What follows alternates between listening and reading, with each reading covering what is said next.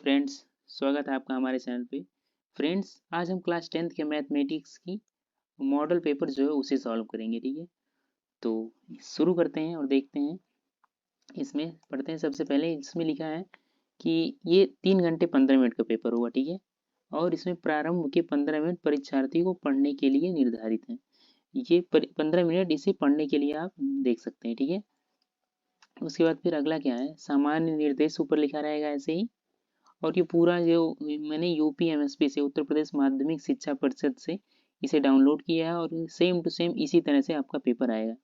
ठीक है, तो बिना देरी किए शुरू करते हैं, क्योंकि समय तो बहुत कम है, इसीलिए आप धीरे धीरे इसे आसानी से देख लीजिए। तो इसमें लिखा है सभी प्रश्न अनिवार्य हैं, सभी प्रश्न करने हैं।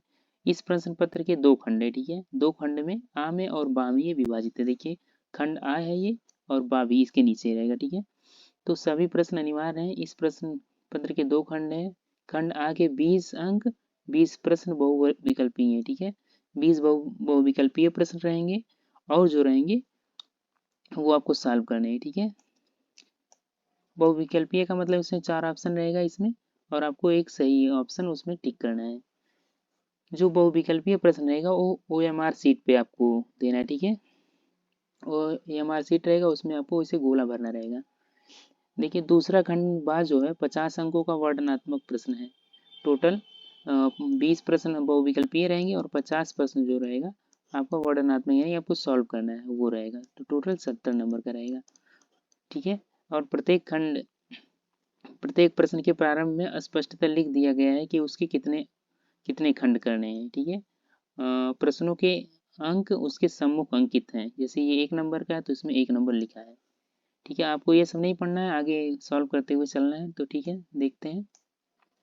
तो सबसे पहला क्वेश्चन देखते हैं। सबसे पहला क्वेश्चन इसमें क्या है कि बहुविकल्पीय प्रश्न में पहला है कि किन्हीं दो संख्याओं का एलसीएम 60 तथा एचसीएफ 3 है। तो एक संख्या अगर 12 है तो दूसरी संख्या क्या होगी। ठीक है, तो इसमें देखिए, एलसीएम जो है दिया है कि दो संख्याओं का एलसीएम, दो संख्या x है, एक संख्या y है। ठीक है, जो इन दोनों का एलसीएम है, एलसीएम दिया है ये 12, नहीं एलसीएम 60 दिया है, और जो एचसीएफ है, ठीक है, एचसीएफ जो निकल रहा है वो एचसीएफ दिया है 12। ठीक है, एक मिनट।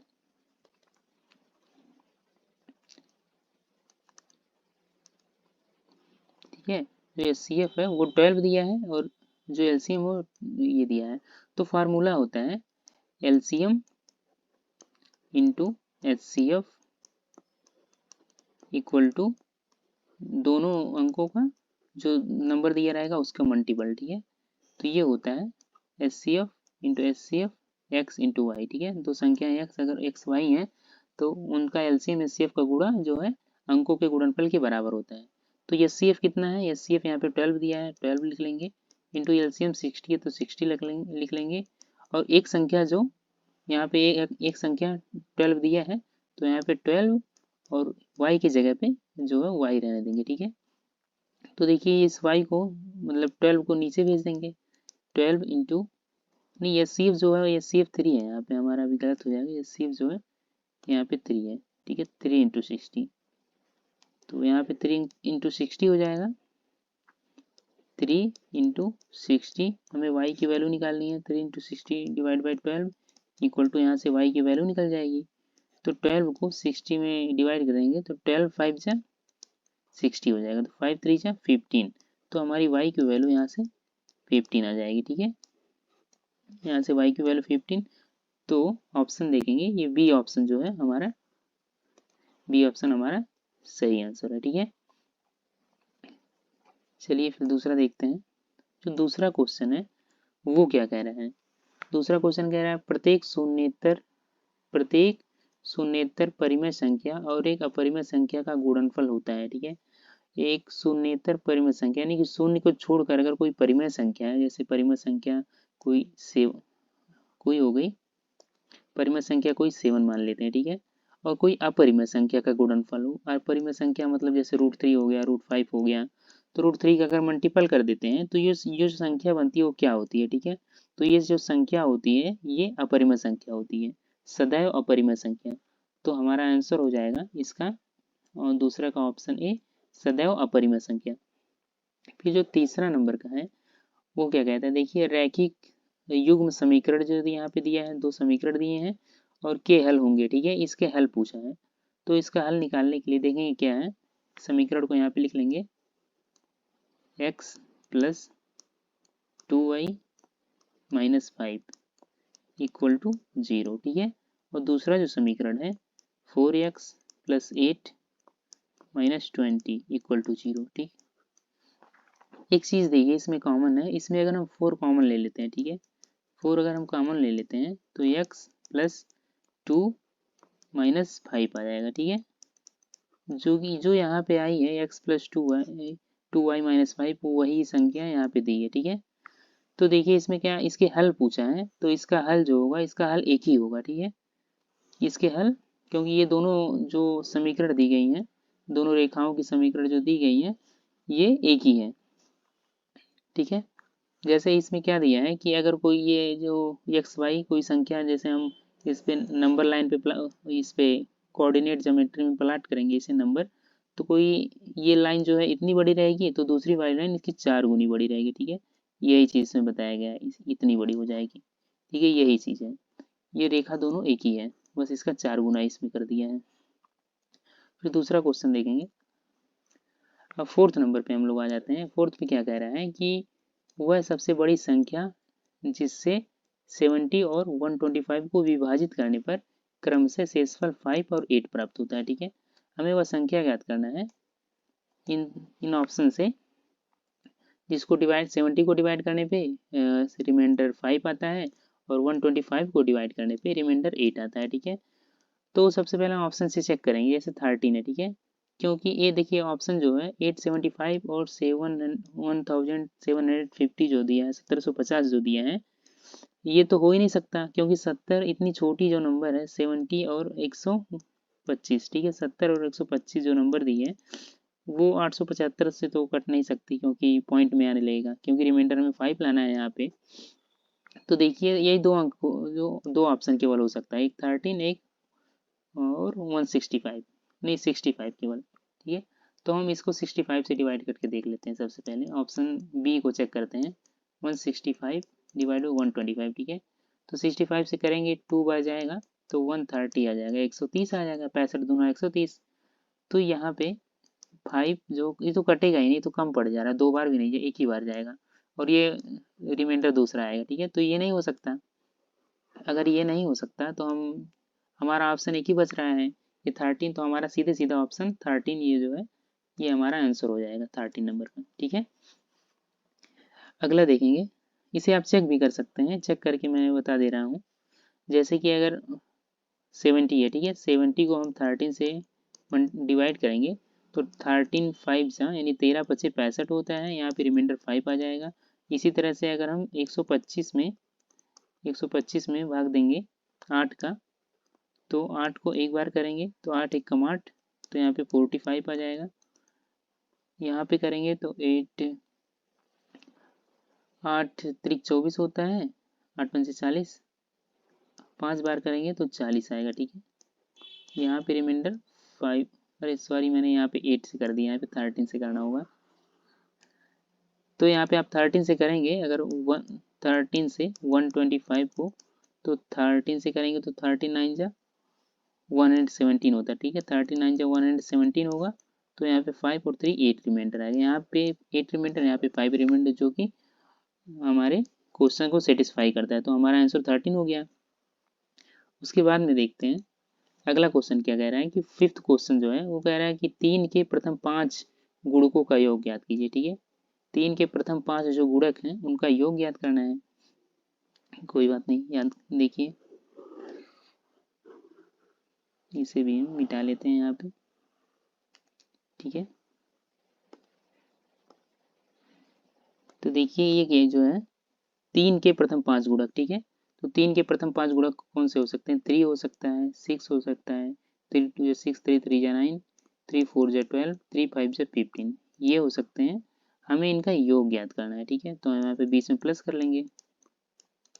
देखिए ये क्योंकि 3 का मल्टीपल सभी है तो हम यहाँ पे 3 कॉमन ले लेंगे तो हो जाएगा 1 प्लस 2 प्लस 3 प्लस 4 प्लस 5, ठीक है, ये हो जाएगा। अब हम 5 तक का योग जो किसी भी संख्या n तक का योग जो होता है हमें याद करना है तो फार्मूला लगाते हैं n इंटू एन प्लस 1/2, ठीक है।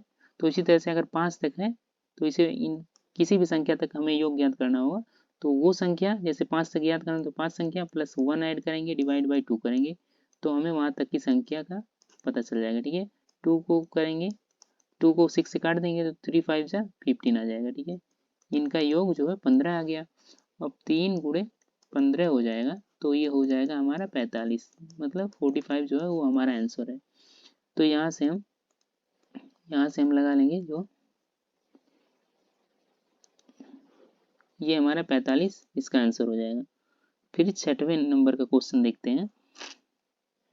जो 6 नंबर है हमारा, ये क्या कह रहा है, ये कह रहा है कि द्विघात समीकरण एक दिया है 2x² minus 4x plus 3 equal to 0 के बारे में निम्न कथनों पर विचार कीजिए, ठीक है। ये एक समीकरण दिया है, उसके बाद फिर यहाँ पे अब कह रहा है कि दिए गए समीकरण के विविक्तर 0 से कम है और इसका विविक्तर के बारे में बात कर रहा है तो हम सबसे पहले इसकी विविक्तर ज्ञात करेंगे, ठीक है।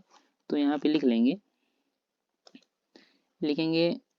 2x² minus 4x plus 3 equal to 0, ठीक है। तो इसका विविक्तर ज्ञात करने का सूत्र d इक्वल टू होता है d equal to b² minus 4ac, ठीक है।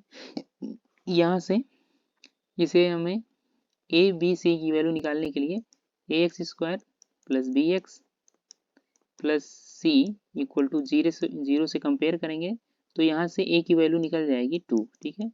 a की वैल्यू 2 आ गई, b की वैल्यू यहाँ से -4 हो जाएगा, b की वैल्यू -4 और c की वैल्यू यहाँ से 3 आ जाएगी, ठीक है। c equal to 3। यहाँ से विविक्तर का सूत्र लगा के हम d की वैल्यू निकालेंगे। विविक्तर जो निकलेगा हमारा d equal to b² minus 4ac, b की स्क्वायर यानी कि -4 का स्क्वायर करेंगे माइनस 4 इंटू सी, ए की जगह पे 2 है इंटू सी की जगह पे 3 है, ठीक है। तो 4 4 से 16 हो जाएगा माइनस 4 3 जाए 12 और 12 को 3 करेंगे 3 6 हो जाए 24, ठीक है, ये 24 आ जाएगा। तो 16 में से 24 को घटाएंगे यानी 16 में से 24 चला जाएगा तो माइनस में आएगा तो -8, ठीक है।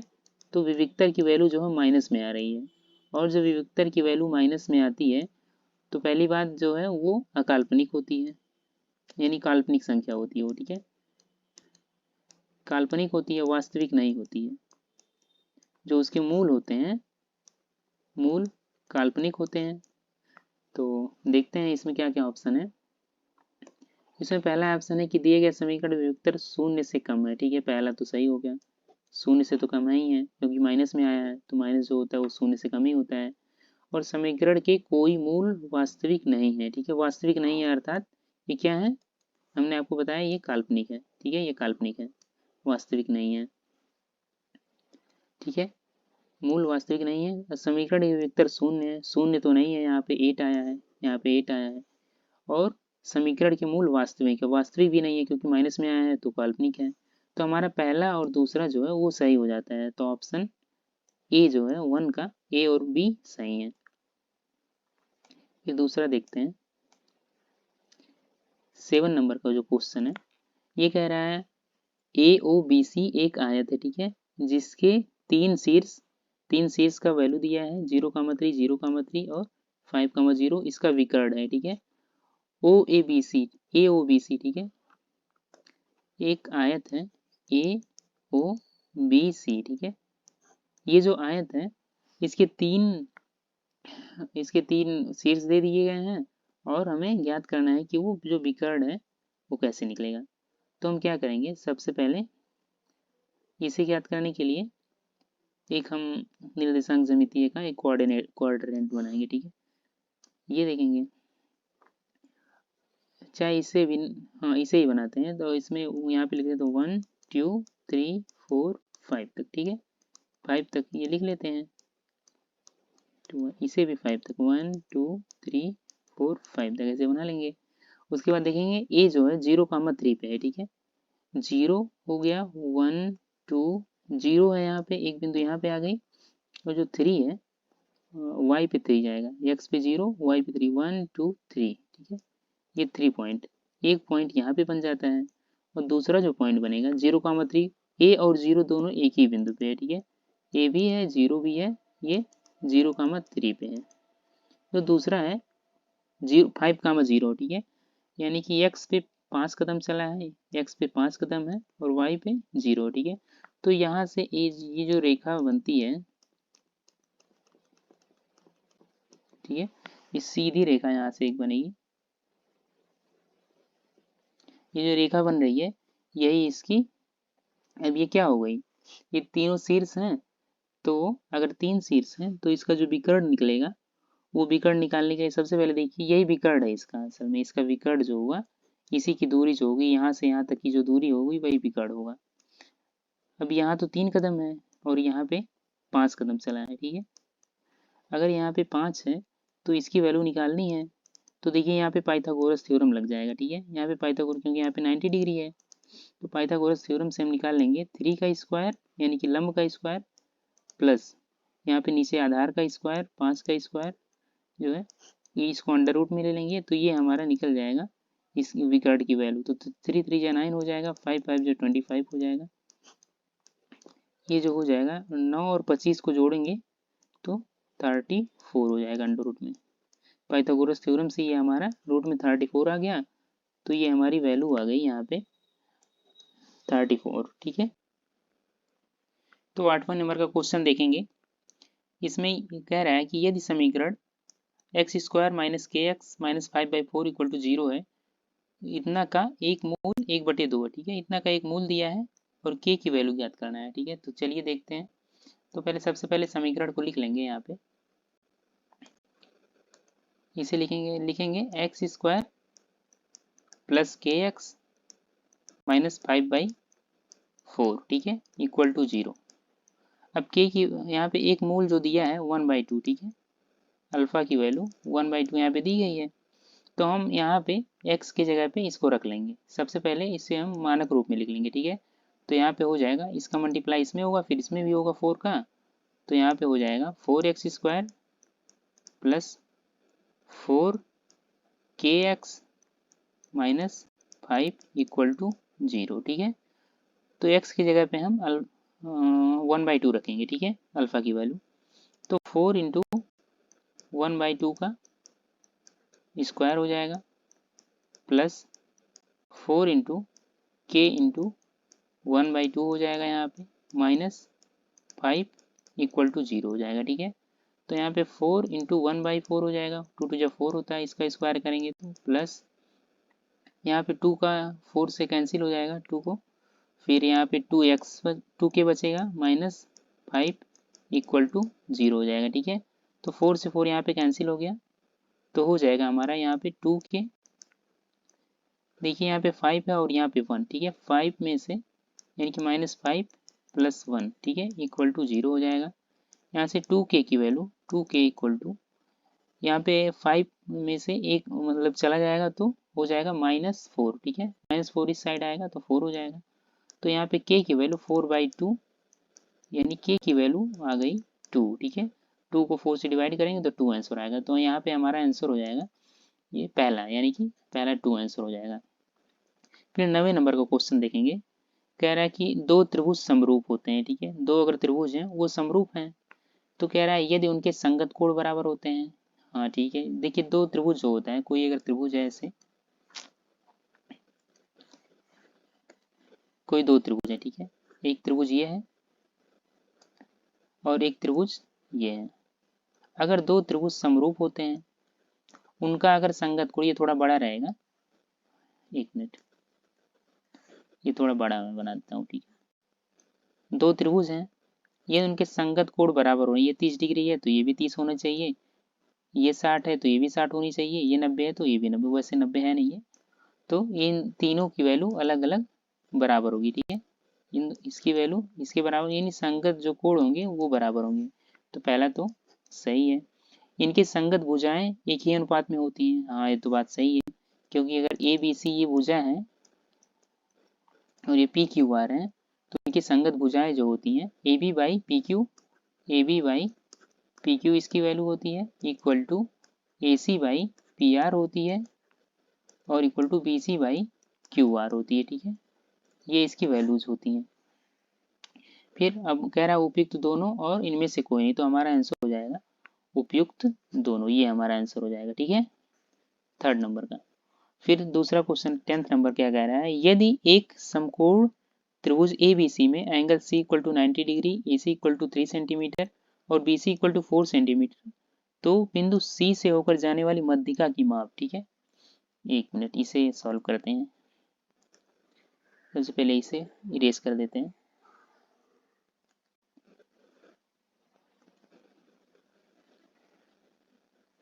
तो देखते हैं, इसमें माध्यिका की माप पूछ रहा है।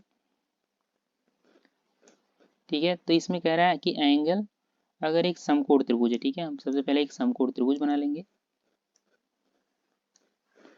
एक मिनट, एक समकोण त्रिभुज, ठीक है, यहाँ से एक समकोण त्रिभुज बना लेते हैं। अब कह रहा है एंगल सी जो है 90 डिग्री है, तो यहाँ पे 90 डिग्री हो गया। एक को ए मानेंगे, एक को बी मानेंगे। अब कह रहा है कि A C equal to 3 centimetre, B C equal to 4 centimetre. जो ए सी है 3 है और बी सी जो है 4 है। ठीक है, तो बिंदु सी से होकर जाने वाली माध्यिका की माप, बिंदु सी से जो इस पे जो माध्यिका जा रही है इसकी माप ज्ञात करना है हमें, इसकी वैल्यू। ठीक है, यहाँ पे यम पे अगर काट रहा है तो सी एम इक्वल टू ज्ञात क्या क्या होगा, यही हमें ज्ञात करना है। तो हम क्या करेंगे, सबसे पहले ए बी की वैल्यू निकालेंगे। ए बी की वैल्यू हम पाइथागोरस थ्योरम से निकाल सकते हैं। पाइथागोरस थ्योरम से क्या निकालेंगे कि ए बी का स्क्वायर इक्वल टू ए सी का स्क्वायर प्लस बी सी का स्क्वायर। ए सी की जगह पे 3 है और बी सी की जगह पे 4 है, तो 3 का स्क्वायर 4 का स्क्वायर। 3 को 3 मतलब 3 का स्क्वायर करेंगे तो 9 आएगा, 4 का स्क्वायर करेंगे तो 16 आएगा।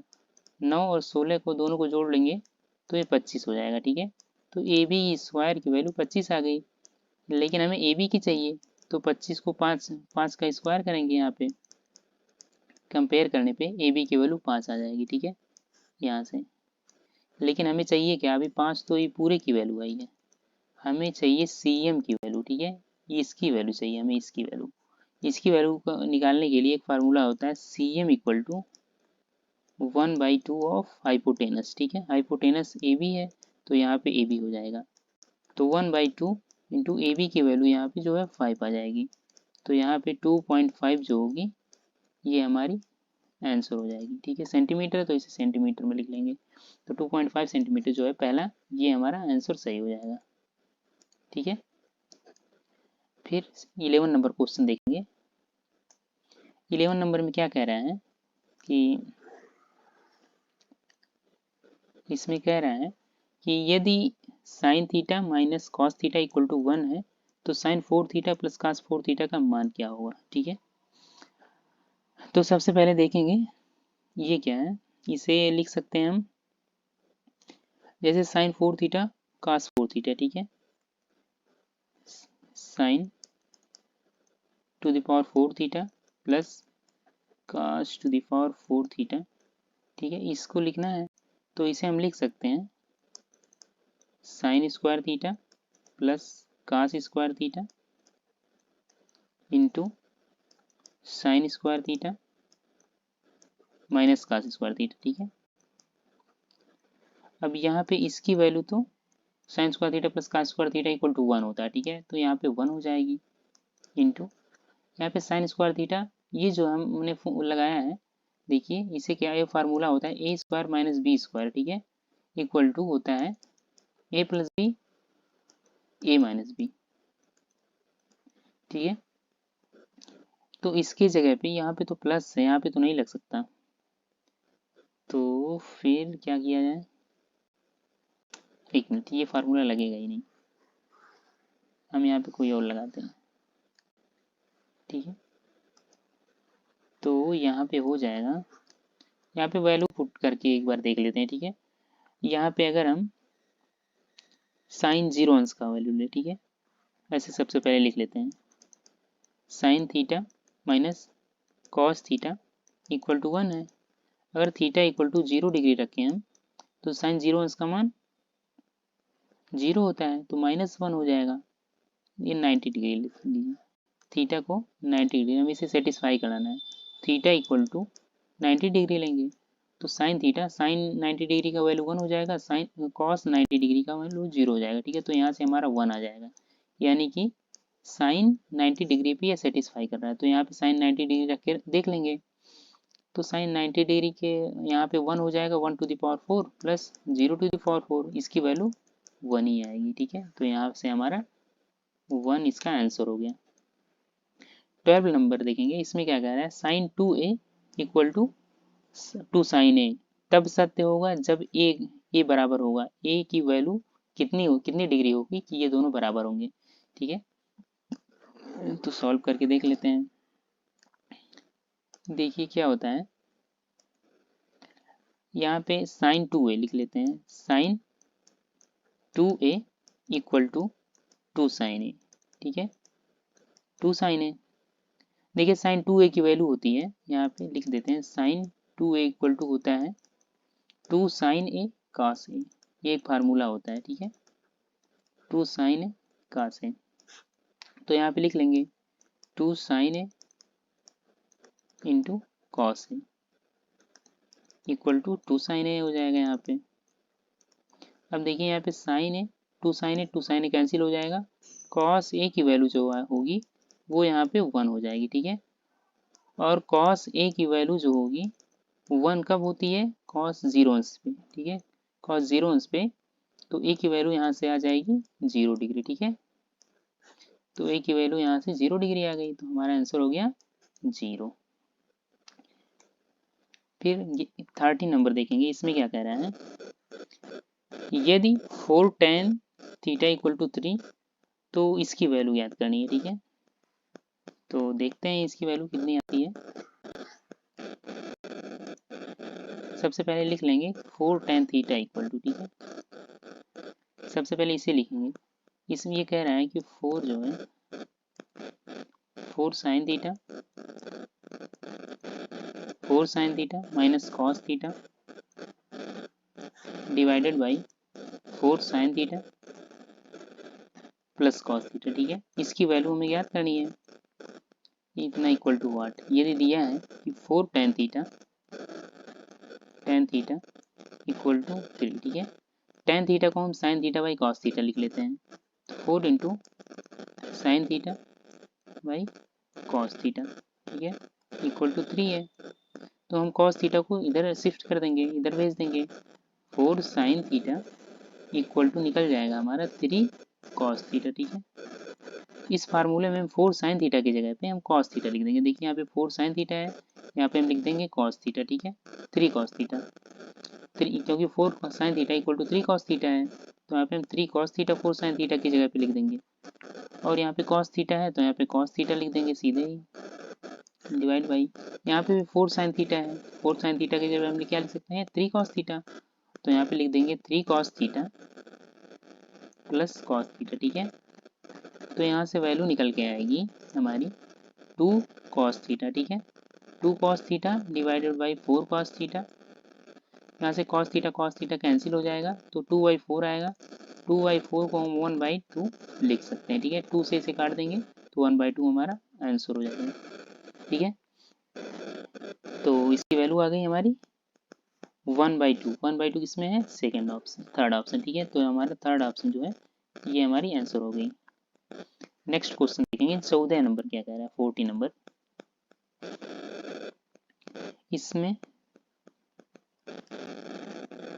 इससे पहले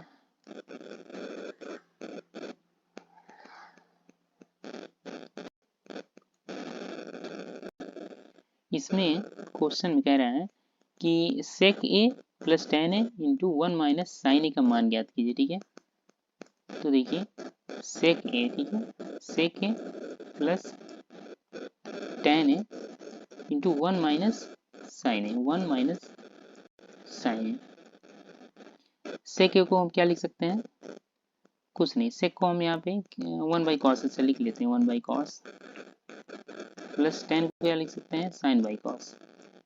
sign A by cos, cos A यहाँ पे ए है, ठीक है। तो देखिए 1/cos से 1/cos दोनों में कॉमन हो सकता है, या तो इस तरह से अगर आपको लग रहा है नहीं तो यहाँ पे सेक ही रहने दीजिए, ठीक है। यहाँ पे सेक रहने दीजिए, सेक ए प्लस देखिए कॉस जो होता है 1/cos जो होता है उसे सेक होता है, ठीक है। सेक ए इंटू साइन ए, कितना हो गया।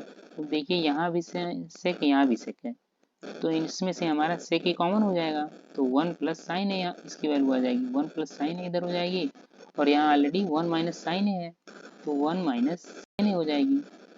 और क्योंकि ए प्लस बी ए माइनस बी यहाँ पे बन रहा है, ए प्लस बी ए माइनस बी, तो ए प्लस बी और इंटू ए माइनस बी हमारी फार्मूला होता है ए स्क्वायर माइनस बी स्क्वायर, ठीक है, ये होता है।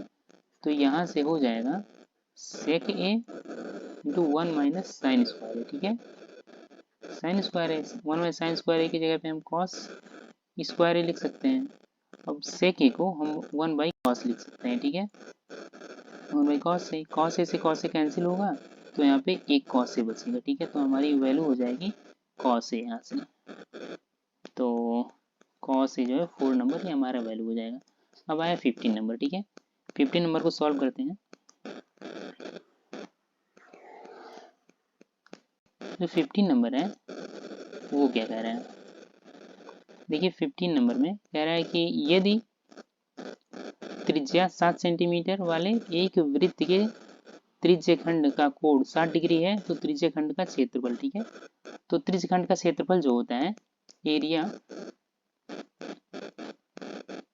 त्रिज्यखंड का जो क्षेत्रफल होता है 1/2 गुणे आर स्क्वायर इंटू थीटा, ठीक है। ये त्रिज्यखंड का क्षेत्रफल होता है। तो त्रिज्यखंड के क्षेत्रफल में और इसमें वैल्यू रखना है, इसमें लेकिन ऑप्शन में तो वैल्यू नहीं दिया है, ठीक है। एक काम करते हैं, इसे 1/2 रहने देते हैं, और जो थीटा है आर स्क्वायर, ठीक है। आर स्क्वायर की जगह पे 7 वैल्यू रखा ही नहीं है, ठीक है, आर स्क्वायर ही रहने देते हैं ऑप्शन में, क्योंकि ऑप्शन में देखिए यहाँ पे पाई और थीटा में दिया है, तो पाई और थीटा में ही हम इसे सॉल्व करेंगे। तो देखिए आर स्क्वायर हो गया इंटू थीटा बराबर होता है, थीटा को जब उसमें डिग्री में बदलेंगे, क्योंकि यहाँ पे रेडियन है, थीटा रेडियन है, ठीक है। तो थीटा डिग्री में बदलेंगे, तो यहाँ पे हो जाएगा पाई बाई 180 से मल्टीप्लाई हो जाएगा, थीटा इंटू पाई बाई 180 से मल्टीप्लाई हो जाता है, ठीक है।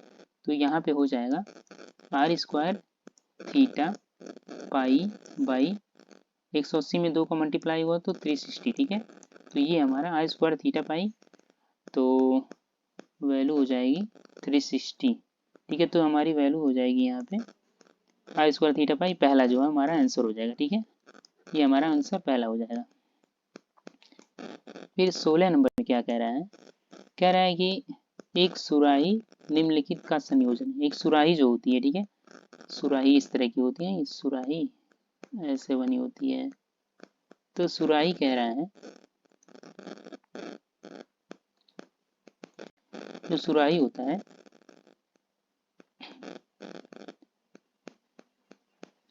ठीक है, जो सुराही होता है वो किस किस चीज का संयोजन होता है, तो एक गोला और एक बेलन, ठीक है, सही बात है। एक गोला होता है, एक गोला है और ये एक बेलन है, ठीक है। तो एक गोला और एक बेलन का जो है संयोजन होता है, ये हो गया एक अर्धगोला एक बेलन, ये तो गलत है, ठीक है। एक बेलन और एक शंकु, शंकु नहीं होता है, 2 अर्धगोले नहीं होते हैं, पहला आंसर हो गया। फिर 17 नंबर देखते हैं। 17 नंबर क्या कह रहा है कि 1 से 10 तक, ठीक है, 1 से 10 तक की धनात्मक विषम संख्याओं का माध्य, 1 से 10 तक जो है धनात्मक विषम संख्या, ठीक है। तो 1 से 10 तक धनात्मक विषम संख्या यहाँ पे लिख लेते हैं, जैसे 1 है, 3 है, 5 है, 7 है, 9 है। धनात्मक भी है, विषम संख्या, ठीक है। 10 के अंदर जो है इतनी ही संख्या आएंगी। तो इसे अगर जोड़ना है, कोई भी विषम संख्या जोड़ना है, तो उनकी संख्या का जो है गिन लेना है कि कितनी संख्याएं हैं, 1 2 3 4 5, ठीक है। तो ये जो संख्याएं जोड़ के होंगी, इसे जोड़ना है संख्याओं का माध्य, ठीक है। इन संख्याओं का माध्य ज्ञात करना है, तो सभी को जोड़ के उसके बाद फिर पदों के योग बटे पदों की संख्या, ठीक है। इन सभी को जोड़ेंगे, पहले ऐड करेंगे, डिवाइड बाई 5 संख्याएं हैं तो 5 कर देंगे, ठीक है। इनको जोड़ना है तो 3 2 5 5 10 7 17 और 17 19 को जोड़ेंगे, 17 34 35 36, ठीक है। तो 36/5 आ रहा है। एक मिनट, 9 7 16 हो जाएगा, 16 और 5 21 हो जाएगा, 21 3 24 हो जाएगा, 25 हो जाएगा। ठीक है, यहाँ पे 25 होगा, यहाँ पे हो जाएगा इक्वल टू 25/5। ठीक है, 25/5 जो होता है वो आंसर हमारा यहाँ से 5 आ जाता है, तो हमारा आंसर हो जाएगा यहाँ से 5। ठीक है, इसका एक आसान तरीका भी है, किसी भी विषम संख्याओं का अगर ज्ञात कर, अगर विषम संख्या इस तरह पूछे तो विषम संख्याओं का योग का औसत, ठीक है, माध्य इस तरह से पूछे तो माध्य हम पदों का योग ऐसे नहीं, पदों की संख्या को हम गिन लेंगे। ठीक है, 1 2 3 4 5। ठीक है, यहाँ पे पदों की संख्या 5 है तो हमारा माध्य सीधे ही यहाँ पे सीधे हम माध्य 5 कह सकते हैं। ठीक है, ये हमारा 5 आंसर हो जाएगा सीधे सीधे। अगर ये 10 होती तो हमारा माध्य जो है 10 हो जाता, तो हमारा आंसर हो गया यहाँ से 5। ठीक है, 18 नंबर क्या कह रहा है क्वेश्चन। 18 नंबर है कि आंकड़ों 13 15 16 17 19 20 की माध्यिका क्या होगी। ठीक है, इसका माध्यिका पूछा है, तो माध्यिका निकालने के लिए सबसे पहले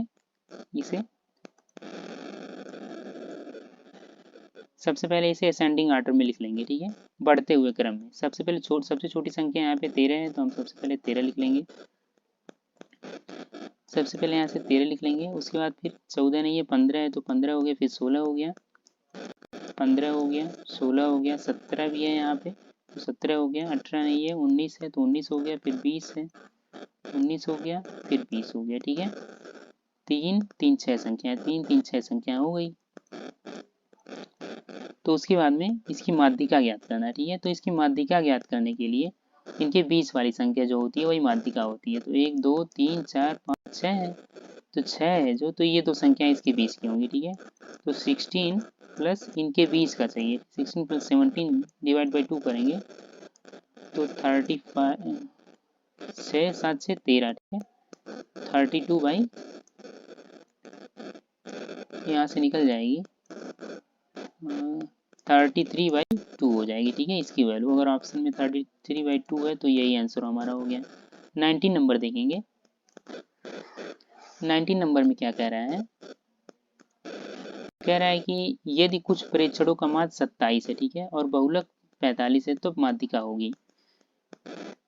तो इसका वैल्यू होता है माध्यिका बहुलक और माध्यिका बहुलक और माध्य में एक संबंध होता है। तो ये संबंध होता है अगर माध्यिका इक्वल टू माध्यिका की वैल्यू है यहाँ पे माध्यिका माध्य और बहुलक, तो बहुलक बराबर होता है,